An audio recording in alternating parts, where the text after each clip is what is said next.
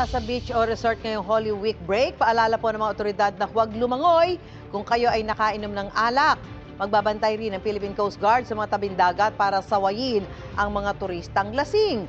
Live mula sa Malay Aklan, may unang balita si Kim Salinas ng GMA Regional TV. Kim? Susan, apektado rin ang tourist arrival sa isla ng Boracay dahil sa pagtaas ng produktong petrolyo. Sa kabila nito, nakaantabay pa rin ang mga otoridad sa inaasahang pagdagsa ng mga turista ngayong Holy Week.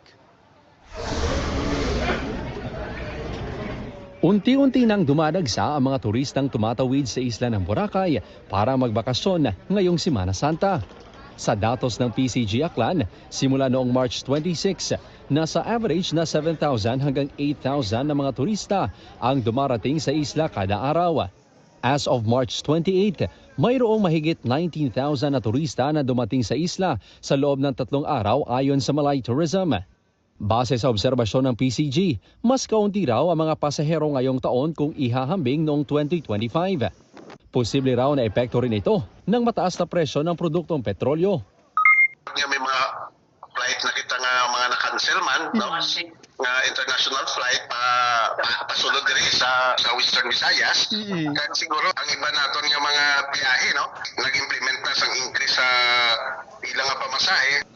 Maliban sa inspeksyon sa mga pantalan, may mahigit 40 PCG personnel na tumututok sa pagbabantay sa water activities sa shoreline ng Boracay. Reminders lang, no, sa aton nga mga turista, kung nakainom, likawan na, no, ang pag-swimming, no. Sa Abril 16, ipapatupad ang taas pasahe sa mga sasakyang pandagat papunta sa Boracay. Mula 50 pesos, gagawin ng 60 pesos ang regular na pamasahe. Habang ang 40 pesos para sa senior citizens, estudyante at PWDs, magiging 45 pesos na. Dahil rin sa pagtaas sa presyo ng produktong petrolyo, posible ayon sa Malay LGU na magtaas rin ang presyo ng ilang bilihin sa isla. Kaya mahigpit itong tinututukan ng price monitoring team ng LGU. I would like to remind, no, aton nga mga negosyante, no, especially dahil sa pagbaligya sa mga produkto, no, kung hindi makita mag-advantage, may existing kita nga mga batas, no, na ang profit sharing, kung malakpan ka, so may salapton din.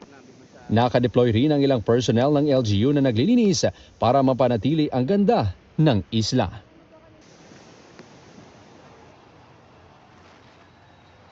Susan, bukod sa water at nightlife activities, meron ding religious activities sa isla para sa mga gustong magnilay-nilay at manalangin ngayong Semana Santa. Susan? Maraming salamat, Kim Salinas ng GMA Regional TV.